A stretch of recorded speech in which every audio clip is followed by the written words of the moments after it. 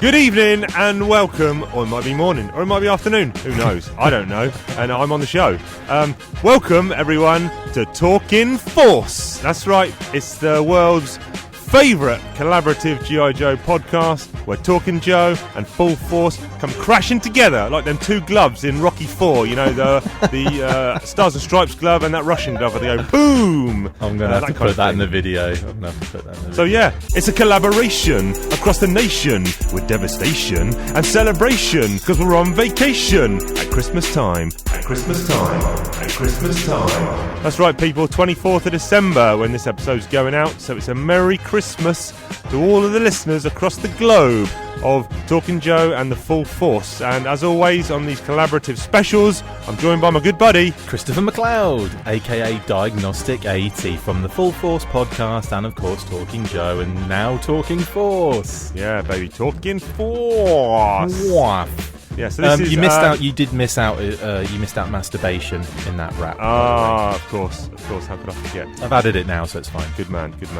This is the second Talking Force special to go out. If you keen listeners and viewers out there will remember, and you should, we did a special before you even came on as host, a co-host before of I was born. Yeah, before you were born, and we covered the Action Force Weekly comic from 1987 into 1988. Which ran for 50 weekly issues. And on this particular show, we're going to be covering Action Force Monthly. I never read this at the time. You did, sir. You're a big fan of this. So yes. Give us a bit of background about this particular... Yeah, okay, well, obviously we just come to an end of the Action Force Weekly comic on February 1988 with issue 50, and only a few months later we were back in the game again with issue 1 of Action Force Monthly in June of course, that same year. The first issue actually came with 3 battle ribbons and a mini poster, and I remember that vividly.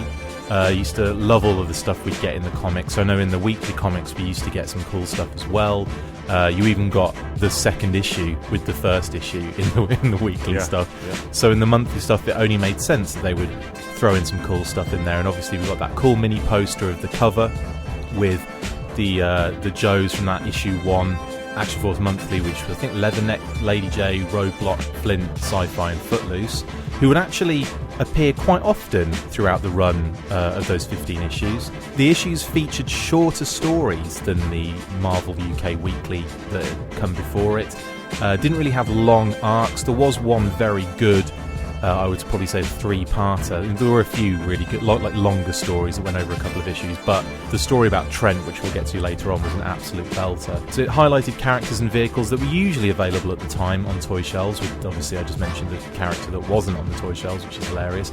The run lasted 15 issues, as I said before, and came to an end in August of 1989, so we only got a year out of this, but it was a pretty solid year, and for me, this comic is one of the most fun, beautifully drawn, really well written for such short bursts of stories, of comic stories, and I just think had a really cool atmosphere and feel about them. I don't know how you feel about these issues. Okay, well, we'll come on to that in a second, but first of all, I'm still under the weather. Can you believe it? This is 3 weeks now I've been poorly. I had 4 days off work last week, went to the doctors, they wouldn't even give me antibiotics, as I think I mentioned last time, and now I've got this kind of phlegmy cough, and I just cannot shake it. So I am going to need to crack on to beverage for the show because I need to lubricate the old throat. Beverage for the show, do-do-do-do-do-do. Beverage for the show, do-do-do-do-do-do. Now I am gonna go, do-do, and drink my beverage for the show.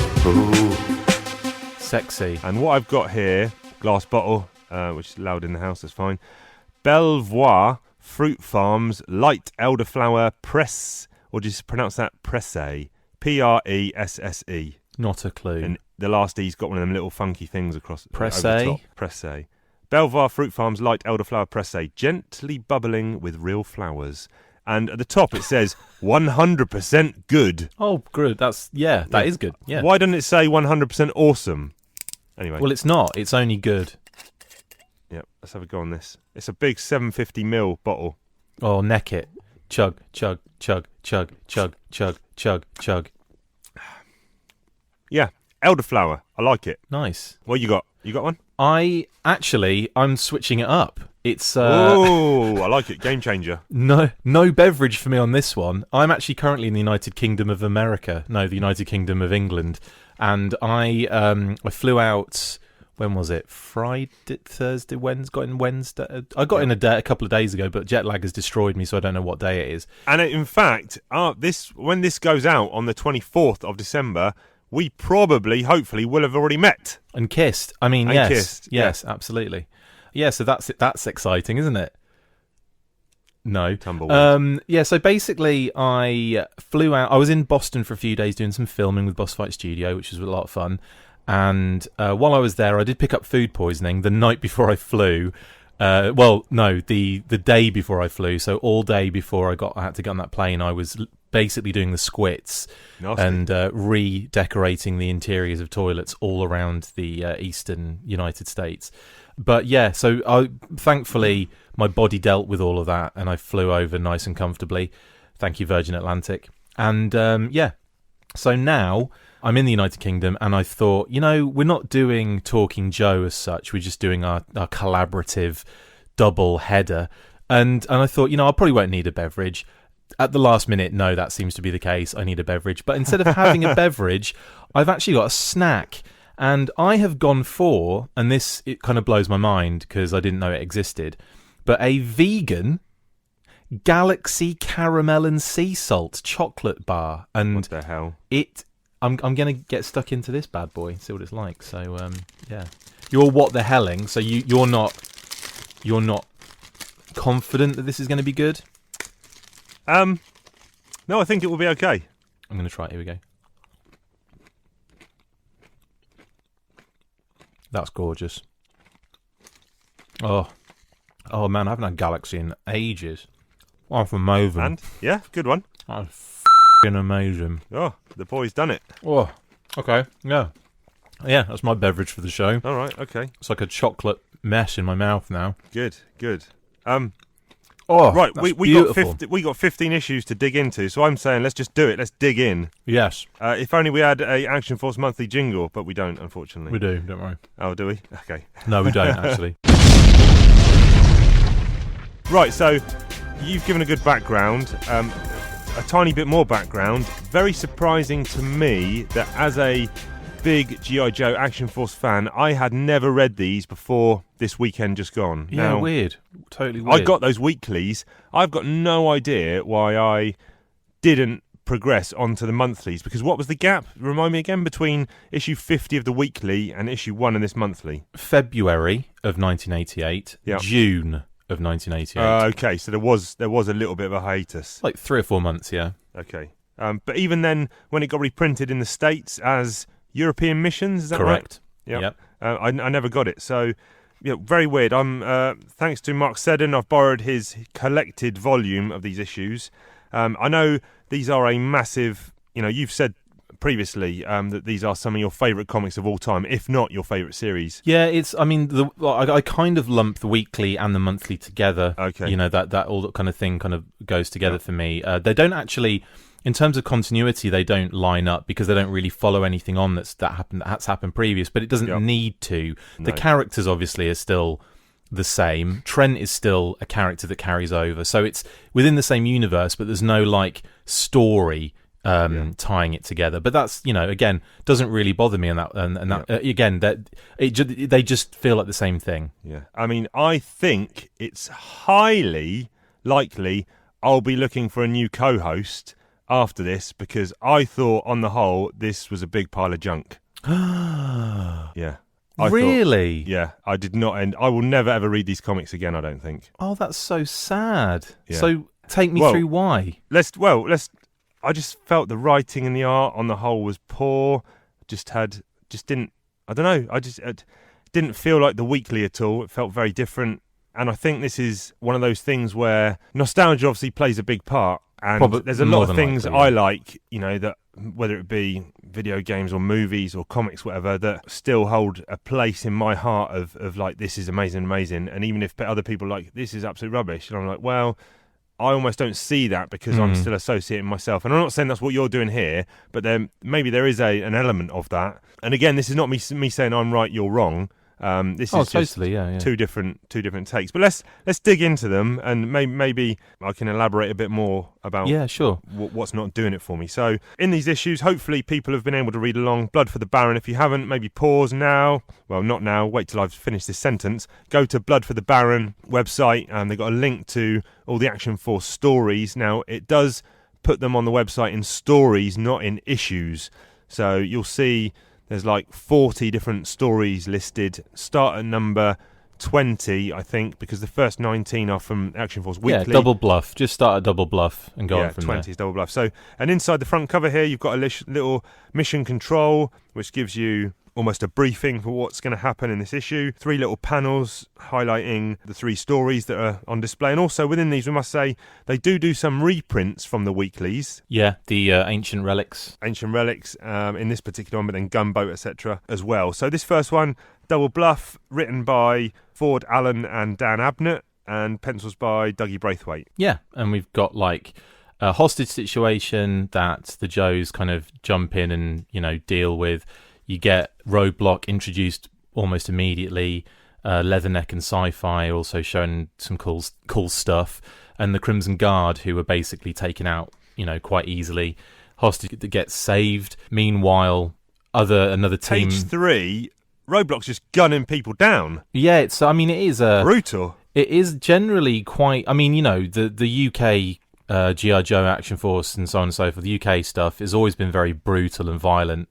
The Battle Action Force comics were insanely violent, and obviously, it kind of continues that. Like, it's not as constant and in your face, but that particular scene there, it's probably they probably thought, well, it's in the background enough to not be too, violent. But yeah, there's lots of that in and around the comics in the UK. I think looking through this first story, just the art is so bad. You're not a fan of it, okay? I'm just not feeling it. It just, look at Tomax and Zaymot. I don't know. It just... Well, I didn't actually. I think it looks pretty cool. I don't think it's Salmon's level. Tomax and Zaymot's hairstyles are pretty gross.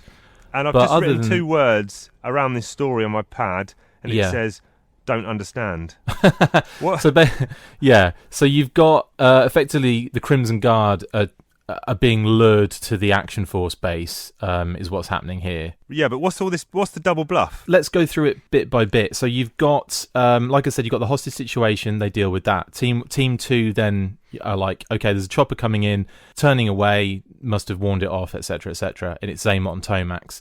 They know what's going on. They said the Action Force have beaten our team, but they haven't seen me withdrawing now. Cobra Commander will be displeased, yada, yada, yada. So you see the bluff was successful. We will find their base. So they bluffed the Joe team by, basically like drawing them out so that they could then find the Joe's base, okay, or the Action Force's base. So they ended up, we switch over to the secret base, and an Action Force are like saying, well, we're going to double bluff them by, luring them in and then controlling that situation. Which they do. They bring in like the bats. They take Footloose. They capture Footloose, and they get to the Action Force base. But then obviously the bats are taken out. Zaymot and Tomax are left to try and escape. Yep. But while they are escaping, they come across Trent's, the director of operations at Action Force. They come across his office, and that's where they find some information that they're going to utilise later on, and that's the Trent storyline that I thought was really, really cool. And what's Zartan doing popping up at the end here? I think that was just a little fun thing of, hey, look, Zartan's here, and he's also keeping an eye on things. It's just like a nice little cute thing. But anyway, it does link, because the Dreadnoks are brought into this particular plan, which comes later in the next issue. I have given this one 5 out of 10. Just for those who are keeping track. Okay. Next one, we've got another story within issue 1, and this is called Double Cross. I love this. This is Ian Rimmer on script and Dougie Braithwaite again on pencils. I think Braithwaite does a better job on the art on this one. It's only it's beautiful. Yeah. It's only a little 5-pager. What I found really funny is you've got basically 2 Cobra. It's Shipwreck and this kind of crew. They're basically raising this old German fighter plane or bomber. Because this doctor's with them, and they're testing out this new way of inflating balloons under the the craft to raise it up, and Action Force are interested because they want to help. They want that technology to, get some of their vehicles out of the murky depths as well. So Shipwreck's along to kind of see how this thing works. They bring this German plane up, but all of a sudden, and Shipwreck and this guy go out to the boat on a little dinghy, but the other boat is boarded by 2 Cobra operatives who are dressed as Copperhead. So you've got Copperhead's uniform. One of them doesn't have his mask. I think he's called Thornton. Yep. So they have again, it's like another way that they always did this in the Marvel UK comics. They always made a trooper a significant individual character, and they do the same here. But Shipwreck calls them lampreys, which is interesting. Correct. So it's not, it's supposed to be Copperhead, but it's not Copperhead. They say they're lampreys, but they're in a different uniform. So I found that really funny that they'd obviously got their wires crossed on what a lamprey is. Yep. And it's like a Nazi plane with a load of gold in it, isn't it? That's why Cobra are there, yeah. So the actual ship, the actual plane that they're raising is of interest to Cobra because of the money on board, or the gold on board. And then Shipwreck drowns them, basically. Yeah, he traps them in the ship while they're shooting because he hasn't got a weapon, and then he deflates one of the balloons that's holding the plane up. It kind of sinks back in, crushing the guys with the gold and the boxes, and then Shipwreck's allowed to kind of leave and get out. And he throws he finds there's like a dead body in there, like with a skeleton and a Nazi uniform on, and he pulls the medal off him by accident when he's looking in the stuff, and he's got it in his hand, and he just throws it over the edge at the end. But again, I just thought it was a really cute little fast-paced, Shipwreck story, and like you say, the art's really nice, and I don't know, I just think I find it really appealing. Yeah, I gave this one a 5 out of 10 as well. That's the 2 from issue 1. Yes. Moving on to issue 2, we've got a Jeff Senior cover here, I think. Yes. Which is actually, let's just quickly talk about the cover to issue 1 because I think we forgot about that. Well, I discussed it with the mini poster. Oh yes, yeah, it's not ideal. Cover to issue 2 is a Rattler coming down and shooting at Snake Eyes and Hawk. Yeah, absolute beauty. I love it. Yeah, it's a good one. First story up here is Death or Glory. This is Simon Furman, obviously well known in the Transformers world, and obviously Action Force Weekly, and pencils by Brian Hitch. Yeah. This is what you were saying about a continuation of the Trent storyline. Yes, so this is basically now that Xamot and Tomax have found out that Trent has a daughter, kind of important information that I guess would have been concealed normally, they want to, or that they hire the Dreadnoks to kidnap the daughter. And this story starts off with a letter from Buzzer to Trent, basically kind of explaining the situation. And it's almost like Buzzer's the head of the Dreadnoks when Zartan isn't in the picture, which is quite cool. Because Buzzer was, he was what's his name? Richard Blinken Smythe, I think his full name is, or Dick Blinken Smythe. And he, was supposed to actually be fairly intelligent to a degree for a Dreadnought in the UK side of Action Force, as opposed to the G.I. Joe dumb kind of depictions of the Dreadnoughts.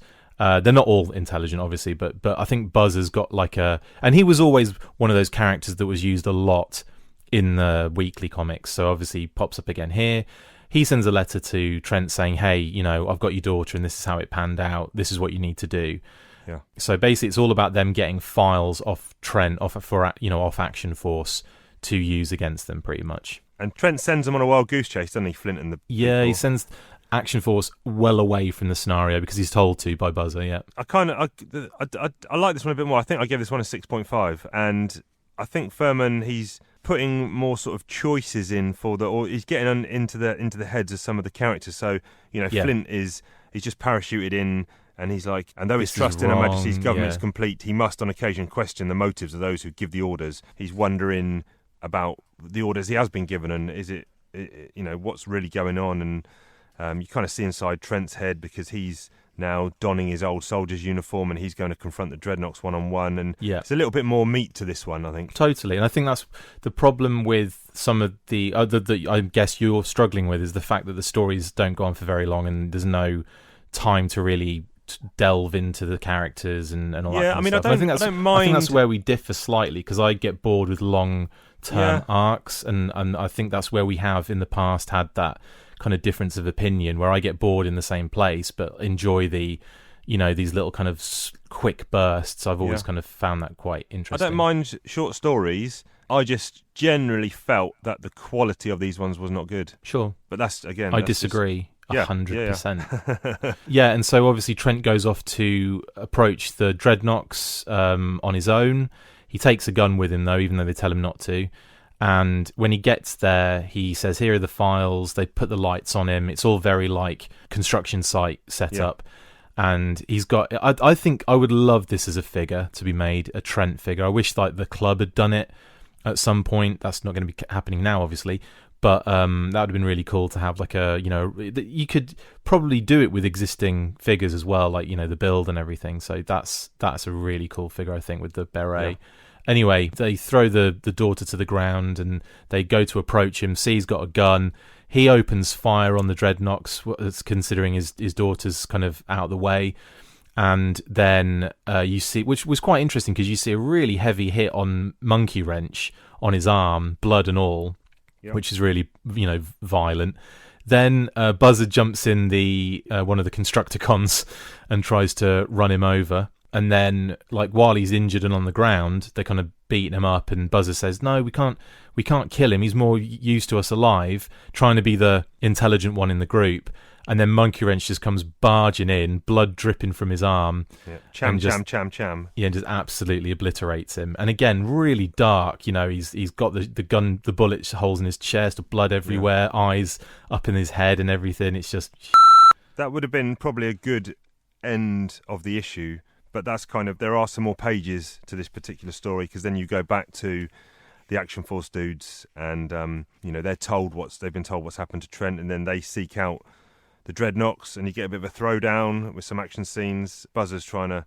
Is that a chainsaw he's swinging? What's he swinging at Hawk's head there? Yeah, it's a chainsaw, yeah. Okay. And then Flint manages to shoot the pilot of a Rattler through the head whilst it's in motion, which is an impressive shot.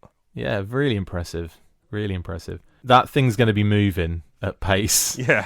Yeah, and it's bearing down on Snake Eyes and Hawk, which is quite interesting, because obviously they recreate. It's not a recreation of the cover, but like the cover is obviously more detailed. But you get that panel of the Rattler chasing them down and shooting either side of them, and then there's another scene where it's coming back and doing another strafing run. Flint sees it, and you've got Hawk dragging Snake Eyes, who's clearly been shot in the leg. Yep. And that's all bleeding. And Flint has basically, he's got Trent's beret badge like on him, and he looks at it and then he goes right, and then just gets the rifle and takes out the Rattler pilot, and then boom, it goes down. And then at the end he's like holding Trent's daughter, and it's all very like a kind of made amends. Although I say made amends, but they're kind of blaming Flint for a while in this issue, and I always thought, well, it's not Flint's fault. He was following orders, and why should anything have been off about that whole reason? Like, there's nothing to be concerned about until they actually get there and see that it's all Action Force vehicles and not Cobra ones. So I thought that was a weird decision, that they all like vilify Flint, and he's got he's got something to prove. Yeah. Strange. But I enjoyed that story, and it's always a harsh one with Trent, because I really liked him as a character in Weekly. He was good. Issue 3, this has got a cover of Storm Shadow and Snake Eyes with a big flaming background. Yeah, it's not a bad one. Yeah, it's nice. Again, quite iconic in the Action Force realm. And then the first story inside is Old Scores, and this is actually written by Grant Morrison. Yeah, it's a beauty. With art by Mark Farmer. I love the art in this. Yeah. Mark Farmer is generally known as an inker. Did a lot of inking over Alan Davis, and a lot of other people did a lot of inking on Incredible Hulk. I think over Gary Frank maybe, or Dale Keown. Yeah, but he shows, he has got some artistic chops here to actually draw the story. And this is Storm Shadow seeking revenge. Yeah, from his time in Vietnam. Yeah. And there's some old master who's got some guy in a Speedos as his General bodyguard. Loy is the guy who he's seeking revenge on. Yeah. And Han is his big, sexy bodyguard in tight pants. Yeah, it's kind of standardised Storm Shadow picking off goons, and then taking out the muscle, and then confronting the... Sorry, did you say he took out his muscle? He took out his muscle, yeah. quick, sharp. Yeah, and obviously, like one of his Nam buddies died at the hands of General Loy after torture and all sorts, and so he then obviously starts threatening this guy. And what I liked about it was the fact that he doesn't kill him at the end. He comes in and he's basically like, "Look, I can pretty much get at you whenever I want. Live in fear." And the guy, you see him like picking the gun up as Storm Shadow walks away, and you think he's going to shoot Storm Shadow. You should have killed him, or Storm Shadow's going to turn around and throw a ninja star and kill him. And he just goes, "I can't live this way. I can't." And as Storm Shadow's walking away, you see the blam. Yep. So he shoots himself, which is really nice. And that last panel's really cool. That silhouette in the jungle thing. That's a good one. I give that one a 6 out of 10. Really? Yeah. Any reason for not being a fan of it? No, I mean 6 is Explain okay. your workings. 6 is okay. I mean, I say the art was quite nice. It's I don't know. It's not my favourite, but I don't know. It's just I'm struggling to put my finger on what it is that's not doing it for me. Sure. With these stories, I don't know. Just maybe I came to it too late. Maybe. Yeah. It'd be interesting to hear what the readers think. So after you have read these and listened to, no doubt, my incorrectness and Chris's spot onness, let us know what you think. No, not necessarily. I think you were right on the nostalgia thing. I think obviously that does have a lot to do with it. And this was like the prime time for me with G.I. Joe and Action Force and stuff, and just really loved consuming the media and watching the cartoon. And were you reading other comics at the same time? Yeah, I generally read loads of stuff as a kid, comics wise, whatever was on sale in the newsagents effectively, and whatever we could get in and on order. Yeah. All right. Next one in this issue, we've got The Cold Zone. This is great. Which is by Ian Rimmer on script and Jerry Paris on art duties. Now, what didn't you like about this one? I really like that first page. It's got kind of a claustrophobic vibe to it. He's drawing snow serpents, which is always going to be good. I think that looked great. Stuns look really cool. In Snow's the first really cool. sort of like 2 or 3 pages, it felt very much like an American superhero comic. Sure. Just the way that he's drawing the characters, and then the fact that on kind of page 5, one of the bad guys dons like an Iron Man light, or it's like almost like an early Metalhead kind of costume harness. You mean Chattel? Yeah. So yeah, he basically I always thought it was very Warhammer-like. I always thought he looked like a space marine. Yeah. But I loved it. I thought it was so cool. And this story always kind of makes me think of those UK artists and UK comics because of that, that vibe that it gives off. And yeah, basically it's this Chattel guy is actually the big bad, and you don't think that initially. He seems like a bit of a nerdy dweeb. Yeah. And he's drawn the snow serpents to this place so that he can get his gear and basically just, show off what this stuff can do. And Snake Eyes obviously comes because of the snow serpent kind of situation, takes out all the snow serpents, and then Chattel. And again, this is quite a violent issue. Snake Eyes is making some Malayan tiger traps or something. Exactly. So like he nearly kills Snake Eyes with the first couple of blasts, like takes some of his costume off. Yep. Shame it wasn't around the groin area. I don't know why. And then, and injures Timber. And they escape into the snow, and he follows them, and he's got all this tech, like he can kind of see their heat signature and where they've been. But yeah, you're right. Snake Eyes goes full on Arnie in Predator and starts setting traps and all sorts, and a bit Rambo, because Rambo does it in the first Rambo, doesn't he? When he makes that horrible tree thing that whips round and catches that guy in around the waist. I don't think in First Blood he actually directly kills anyone, does he? I think he throws a rock at the helicopter, and the guy falls out and lands on the rocks and dies. That's self-defense as well, isn't it? I don't think John J. Rambo actually kills any characters in that. No, he didn't. He even the guy at the end, he shoots him and doesn't kill him. I've just watched this week Rambo Last Blood. Holy everybody. moly, he kills a load of people in that one.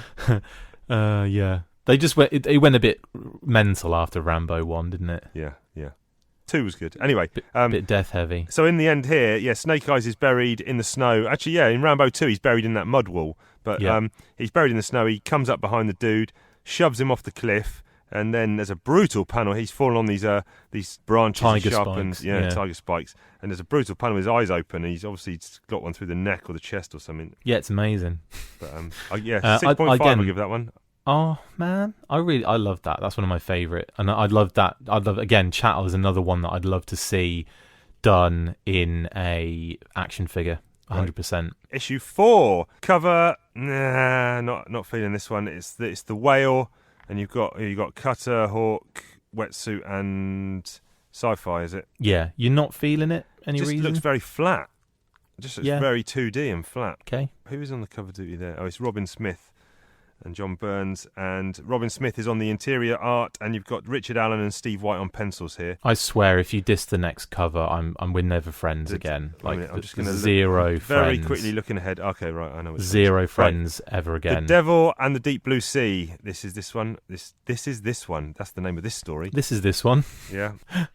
Yep. Okay, so Action Force have been hired by, I guess, this freighter company to clear mines in front of an oil freighter. 2 Cobra Rattlers are dropping mines and end in and around because they're assholes, and they attack Action Force. Joes fight back, and they end up almost dying, but they're fine. Yeah, it's basically just a big old sea scrap. Yeah, massive sea and air We've scrap. kind of seen it's like a poor man's version of that G.I. Joe issue where the whale again is engaged with hydrofoils. And there's rattlers attacking the bigger ship. I think there's issue 40 or 41, possibly, or even 36. I will say that I like Sci-Fi as a character, but yeah, he's kind of a bit forced to be used in this one. I mean, I know he's shooting mines, but surely they can just shoot the mines with all of the weapons they have on the whale. And Hawk takes a shot from the rattler and lives. Yep. I know it's a shoulder. It's just a shoulder knocks wound. Him out as what knocks him out. Yeah. A Rattler is basically an A10 and modified drastically, but if it was an actual A10 that fired that, you wouldn't have an arm left, let's face it. Yeah. And you get quite a few movie quotes here. Wetsuit, game over, man, game over. Can I say my favourite one out loud? Yeah, go on. I'm not going to bleep this because it's brilliant and it's genius and I can't believe they got away with it. Yep. On one page he says, "Smile, you son of a," and as you turn the page it says, "Bitume." Yeah. Yeah. So you've got Aliens and you've got Jaws there. Brilliant. So that's why I marked it up. I'd originally given it a... You can't mark it up for just 2 lines. I'd originally given it a 5 and I marked it up to a 6 for those 2 lines. I'll take it. It's okay. It's not one of my favourite issues. Or my favourite stories, I should say, because there is another couple of stories in there. One of the things I really enjoyed as a kid through this and why I kind of enjoyed the comics is because it felt like you'd always get more than one story. You'd always get lots of other things included. You get some reprints in there. You'd get, tack pages, and you'd get bios, and you'd get other stuff.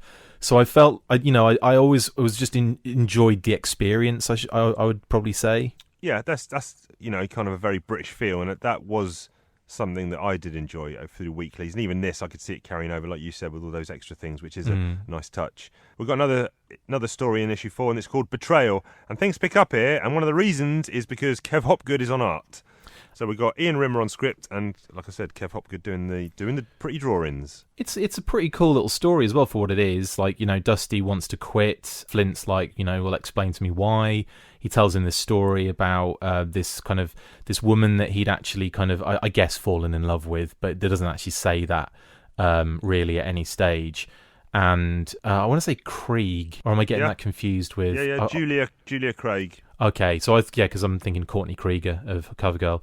So this woman was part of the team in the Middle East where they were they were on a mission, and they're going through the desert. It's funny. Another interesting thing here, and something that happens quite often, is they've got loads of Dusties knocking about. They're almost like Dusty's uniform is like a generic desert uniform for grunts as well. So you've got a lot of Dusties in this, and obviously the real Dusty's there too. The Havoc that she's driving because Cross Country was on leave. I like that. That hits a landmine, and then Cobra just appear, literally take out everybody. Dusty survives because he was blown clear by the explosion. And then he realized when he gets back to the Havoc, he realizes that Julie is nowhere to be found.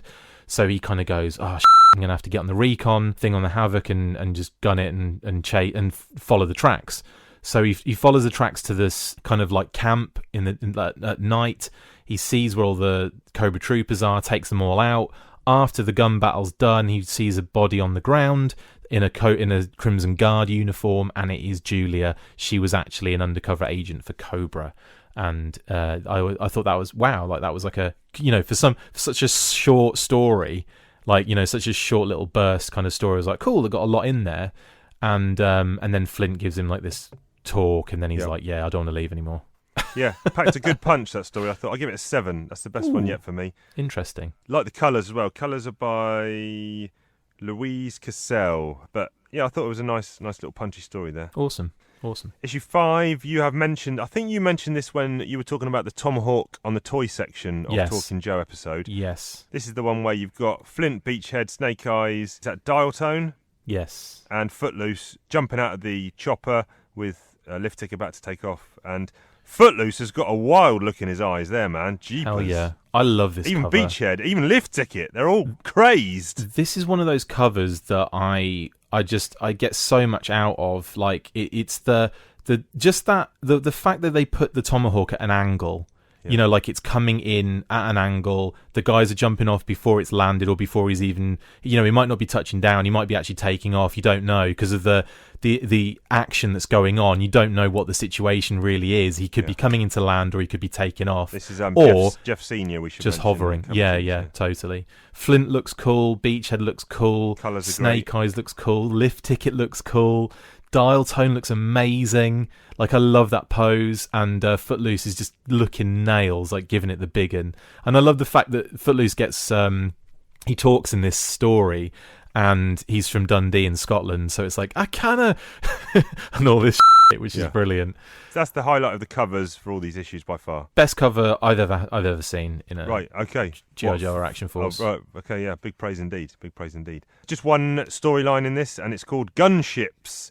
And it is Steve White on script and Robin Smith on art. The Robin Smith art was something that kind of became a bit synonymous with the run. He did quite a few stories in this.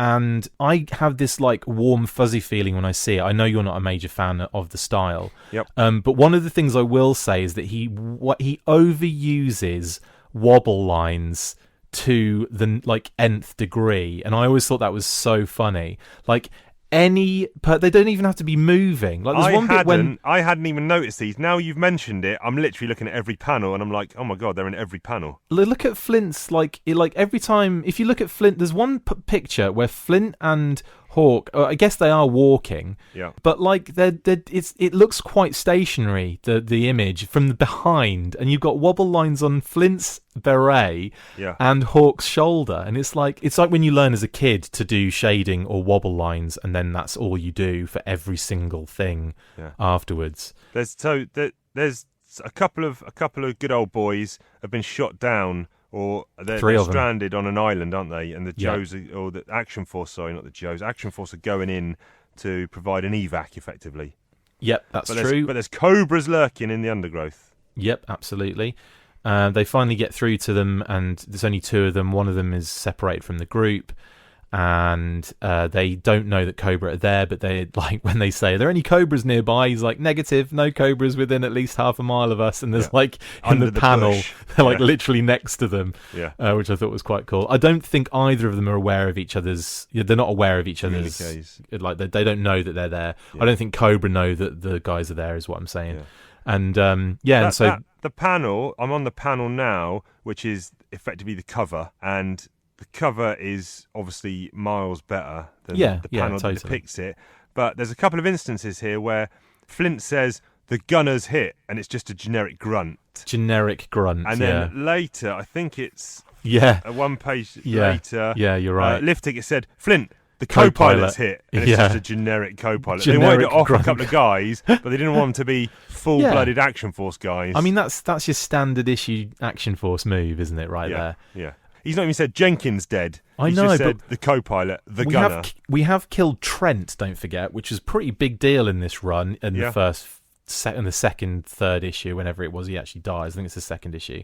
Yeah. What I really like about it is on the next page, Bazooka's firing his bazooka from his shoulder. I don't like how he's holding that bazooka. To be honest. The exhaust would take his bloody arm off, wouldn't it? Yeah. He'd have the most hideous burns, but firing his bazooka like that.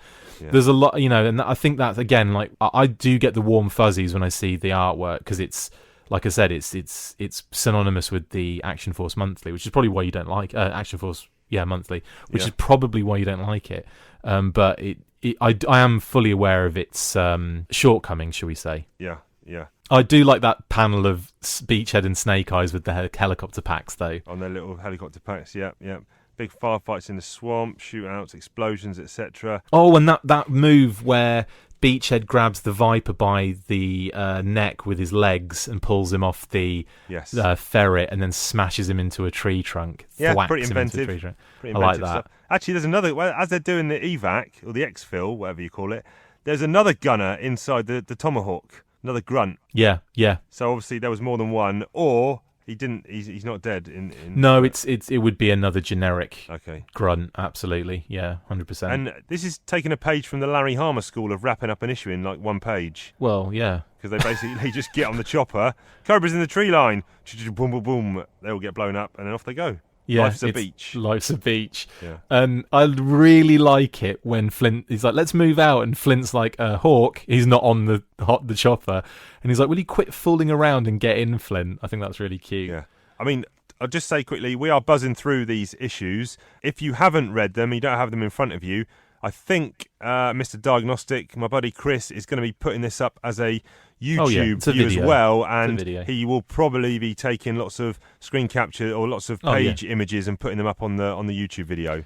100%. So if you're listening and you haven't got them in front of you, you might want to stop now and go and finish it and then go and watch it again on the YouTube. They can do what they want. They'll have all options available to them. Yeah. That's how we do it. Do as little or as much as you want. Yeah. I think I gave that one, just for the interest of people who are keeping count, Gunships, I gave that a 5. Oh dear. I figured you would. Action Force Monthly issue 6. Destro, how do you plead? Guilty. And he looks like he's got short arms. Well, not really. I mean, they'd be bent, wouldn't they? He's just holding them. Okay. I get what you're saying, but like, I don't know. I didn't see it like that. We've got 2 stories in this issue. First one, As Thick as Thieves. Yep. Mike Collins on script and Robin Smith back on art duties. Want to hear something cool about this? You can try.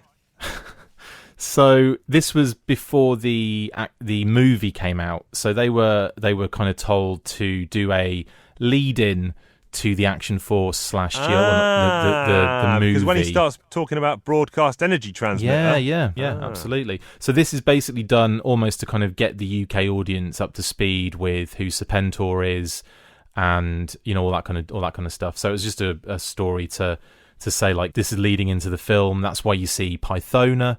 That's why you see the broadcast energy transmitter.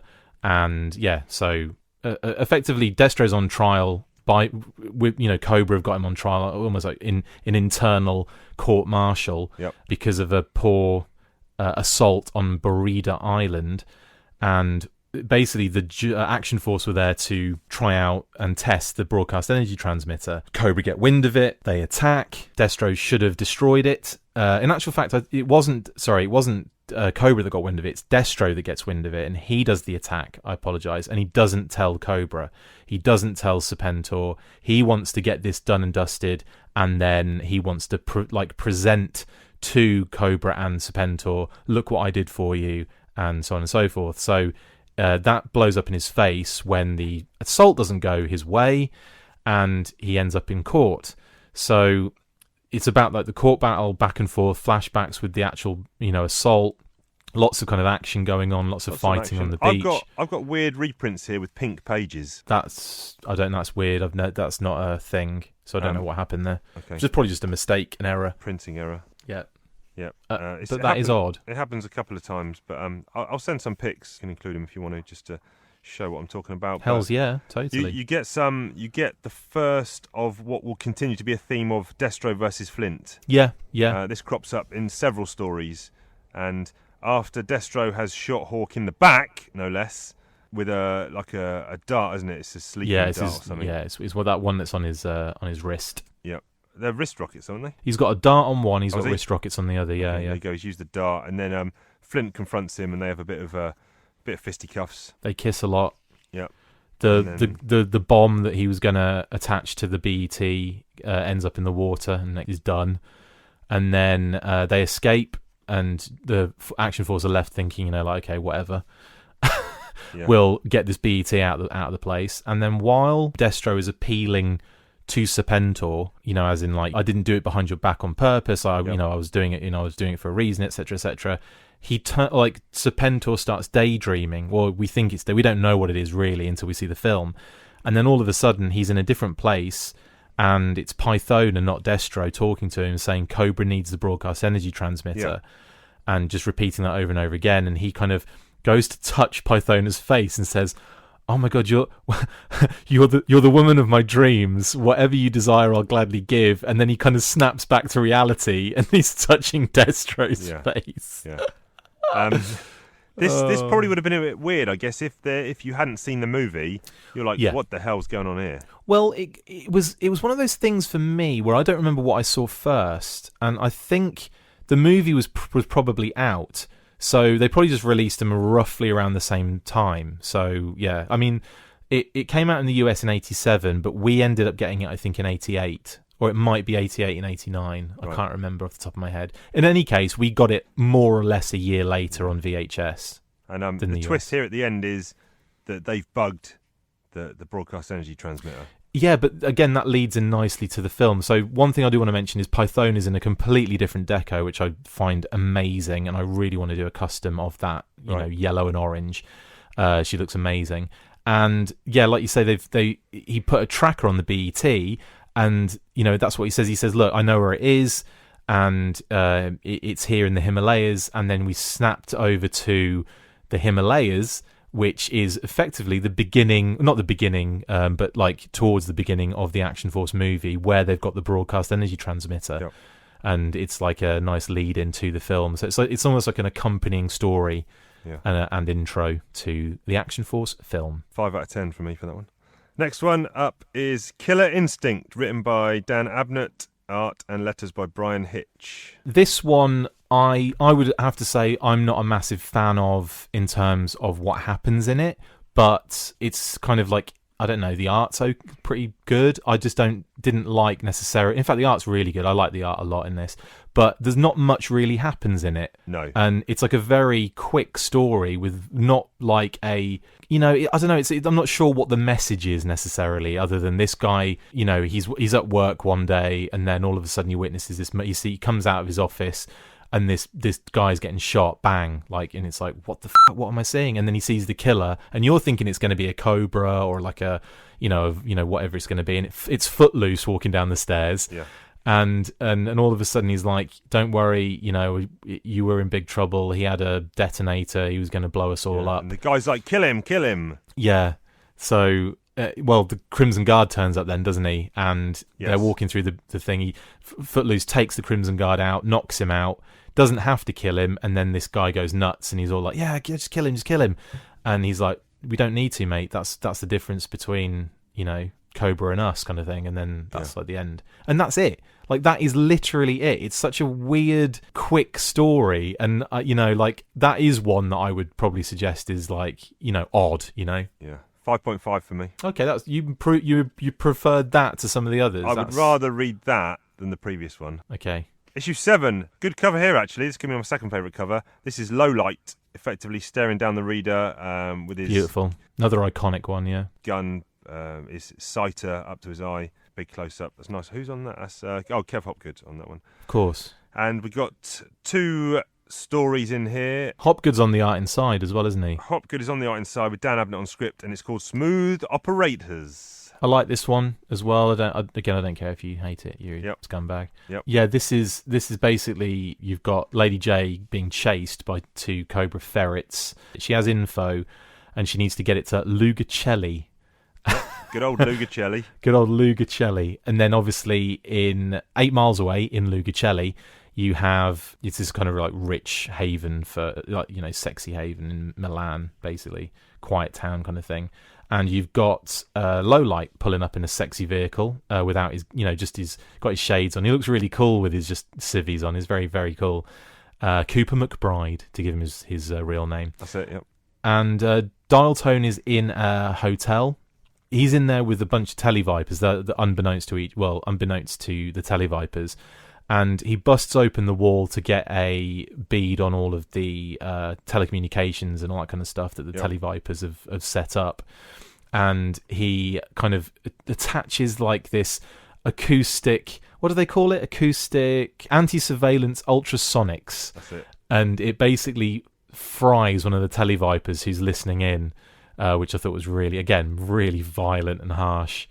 And then the other televiper's like, well, I know where he is, so he gets his knife out and he's going to go and kill Dial Tone. Yeah, the thing I liked about this is the televipers are given a bit more to do, rather than just being the dude who holds up the camera for Cobra Commander to see what's going on, you know, for people to report to Cobra Commander. He's picking up a knife and he's actually going out to do a bit of stabby. I think, again, these were characters that were available as toys, and I think they really wanted to you know, sex them up so that kids wanted to buy them. And in the US, I found it funny, especially the way Larry portrayed them, but also it kind of fit nicely. And you do get that in big organizations. You know, some people's jobs are so specific and that's what they do. And it's the same with Cobra. You know, they need their, you know, mechanics and their administration and all that kind of stuff. They need all that stuff, and televipers are telecommunications, so it kind of makes sense. But in this, and in Action Force comics, they're always a bit harder, aren't they? Why was Lowlight trying to get up into the high ground in the tower? Just for a better shot, I think. At what, though? What? It seems very specific that he was sent on this mission to shoot out the televiper's box. Yeah, I guess. Because they're basically about to intercept the transmission, so... let's face it, it's a very complicated thing they're doing for something that's very simple. But, you know, I suppose it's a way of showing how cool Lowlight is, and then also get him in a position where he's strapping himself to the side of a building and like leaning out. I just think it's a really cool visual. And Dial Tone strangles some dude to death. Yeah, with his big cord, isn't it? Yeah. His massive cord. Yeah, and that guy is brown bread. And then Lowlight, like you say, the televiper, here it comes, I've got, hello London, transmission begins. Time's up. And blows it up. The look on the televiper's face, how am I going to explain this? I like that. I thought that was cute. And then all is good at the end, and they're all, great, done that, should we f*** off now? Yeah, 6.5 for me. Okay. We get one more story here. This is Mark of the Assassin, Ian Rimmer, and we've got John McCrea on pencils. John McCrea, who did a lot of work on Hitman for DC. I think the art's gorgeous on this. Amongst other stuff. But you hate it though, right? The Demon he did.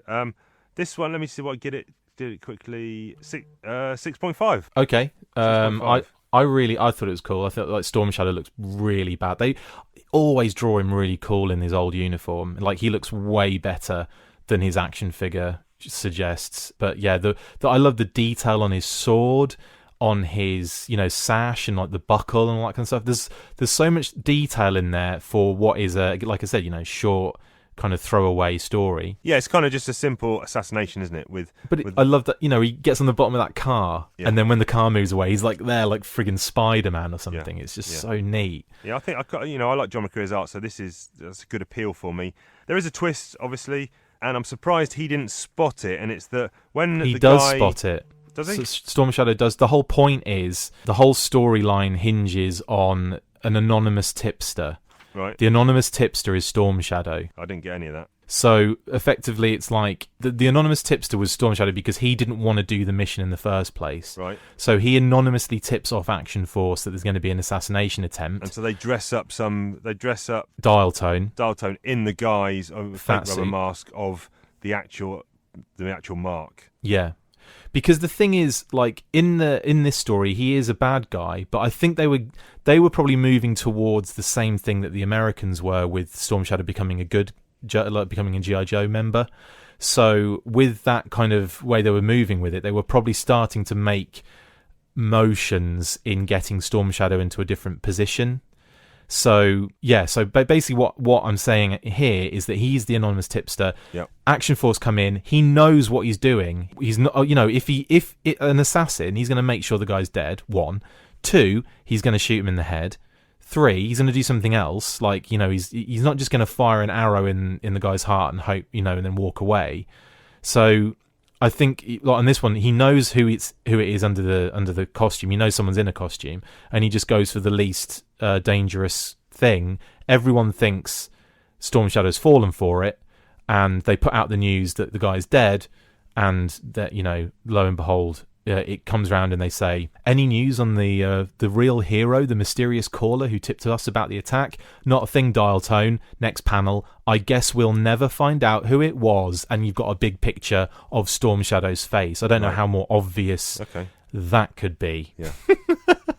Anyway, 6.5, I liked it. Okay, cool. And in the back of this issue, we've also got reprints for Gunboat here, I've got, which is from the Action Force Weekly. Yeah. And just flicking through these pages makes me think how much I preferred those weekly stories to these monthly stories. Sure. Even though a lot of the creative teams were similar. So I'm not too sure, still why. I don't know. I think the scripting and art were definitely better in those weeklies for me personally. Issue 8, cover Snowcat with Destro and Flint. Looks like it's going off a cliff. Yeah. What would you like for Christmas, Flint? An ejector seat, a parachute, wings. Yeah, cool, dynamic, fun, interesting. How's this happen? How are Destro and Flint together? Yep. Nuclear Winter. Script Steve Allen. Art It's got by hang on. Smith. It's got snow on the logo. You forgot that. Snow on the logo of Action Force. Yeah. Tying in with our Christmas theme. Well, it's the Christmas. This was the Christmas issue, so it was out for Christmas. Ah, there you go. That's why then. And I'm just saying, like, it's cute. You should mention it. Yeah. All right. Well, done and done. Yeah. So how did Flint and Destro end up in a snowcat together? You'll tell us. An airplane crashes in Greenland. It's important, as it always is. Flint goes to find it in a blizzard, but with Iceberg. Not to confuse you, it's not Blizzard the character, it's Iceberg the character. Yes. He and Destro have to work together to survive because they... well, basically what happens is another Cobra attack. The two of them get separated from the group. They end up going on like this mission where they're like, he's chasing Destro down. One of the snowcats gets damaged, and Destro and Flint decide, okay, well, to survive this, we're going to have to work together to get out of it. Eventually they find the plane together, and also a really cool moment, Flint sees Destro without his mask, and then he knocks Flint out, and then how does his mask come off though? I'm just looking at that. He punches him or smacks him with something. They've got each other's hands around their throats, and then he swipes at him. He swipes him like it's like he hits him with something. Yeah, and his mask falls off. Yeah, and Flint like the front part. Flint is at this point, the next panel, Flint is like, huh? Kind of thing. So what are we led to believe at this point in time? We haven't seen in the US comics what Destro looks like, which is obviously just a normal human being. But here, are we still under the guise of he could be a disfigured man? Well, okay, so this is my theory. Now, because this is Marvel UK, and they would have led on from, the previous issues, and they would have led on from the Battle Action Force stuff. So there's these guys, the creative teams would have been aware of the previous stuff, and that's probably like, I don't know, maybe floating around. Red Jackal was Destro in that, and Red Jackal became Destro in the Battle Action Force comics. Yes. And Red Jackal was a cyborg, so he was an original originally he was human, then ends up getting rebuilt into this kind of like cyborg, and so you're kind of umming and ahhing as to whether it's layover from that, or it could just the whole point is to make you think, what the is it? And that makes it like 1,000 times more interesting. It's like the mystery, like I've always said with Snake Eyes, like I only prefer Snake Eyes stories when he's masked, because it's more interesting. You don't know what's going on there. There's a mystery to it. As soon as all that's revealed and he's walking around without his mask all the time, I turned off. I was like, I'm not that bothered anymore about Snake Eyes. He's not interesting to me anymore. So the beauty part of this was they were always doing that in the UK comics. They were always like, it's a reveal to someone, but never to the reader. and you're like, oh, what could it be? This is so cool. So I don't know. I just think it enhanced him more than anything. And we're not led to believe anything, but it could, it could be someone Flint knows, but it's doubtful because he doesn't do much afterwards. It's not like there's it ever comes up again necessarily. You know what I mean? Like, it's not like Flint is like, contemplating, my brother or whatever. Yeah. So it's I guess it more just leaves the door open, doesn't it, to be whatever you want it to be. Exactly.